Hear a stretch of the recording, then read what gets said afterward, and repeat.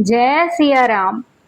दशहरा हिंदू धर्म का एक प्रमुख त्योहार है जिसे विजयदशमी भी कहा जाता है।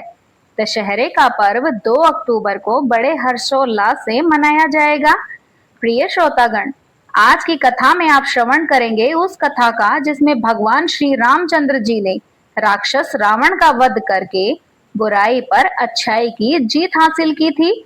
और साथ ही यह भी जानेंगे कि इसी दिन देवी ने महिषासुर नामक दैत्य का वध कर देवताओं की रक्षा की और उन्हें उनका स्वर्गलोक वापस दिलाया।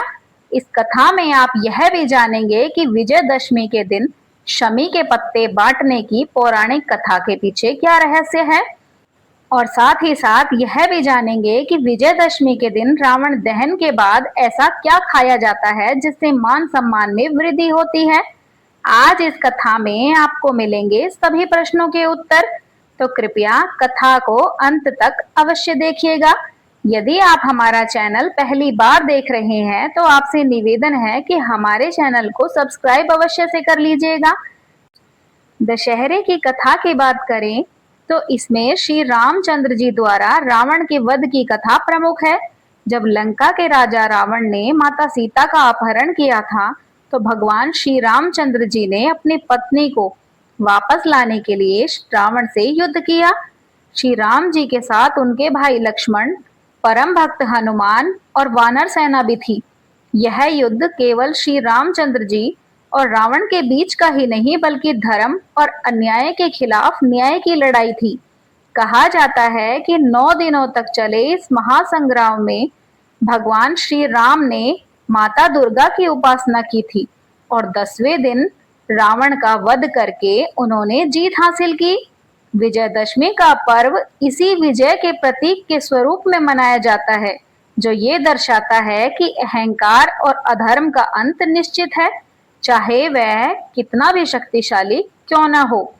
दशहरे के दिन से कई पौराणिक मान्यताएं भी जुड़ी हुई हैं। ऐसी ही एक मान्यता के अनुसार इस दिन नीलकंठ पक्षी के दर्शन करना शुभ माना जाता है, क्योंकि नीलकंठ पक्षी को भगवान शिव का स्वरूप माना जाता है।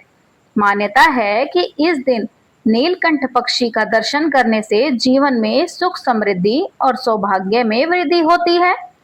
अब जानते हैं दशहरा मनाने की दूसरी कथा के बारे में। विजयदशमी मनाने के पीछे एक कथा महिषासुर वध से भी जुड़ी हुई है।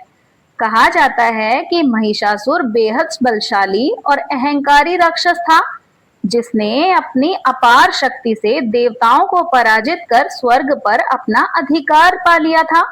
महिषासुर के बढ़ते अत्याचार को देखते हुए देवता भयभीत होकर त्रिदेवों यानी कि ब्रह्मा, विष्णु और महेश की शरण में गए। इन तीनों शक्तियों के प्रभाव से माता दुर्गा अवतरित हुई, जिन्होंने महिषासुर के साथ भीषण युद्ध किया। 9 दिनों तक चले इस युद्ध में तीनों लोग विजय की आस लगाए बैठे थे। अंत में 10वें दिन माता दुर्गा ने महिषासुर का संहार कर पृथ्वी और स्वर्ग लोक को उसके आतंक से मुक्त कर दिया।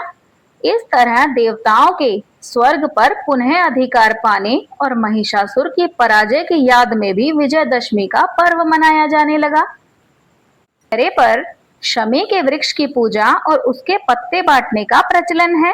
जब लोग रावण दहन करके आते हैं तो एक दूसरे को शमी के पत्ते बांटते हैं।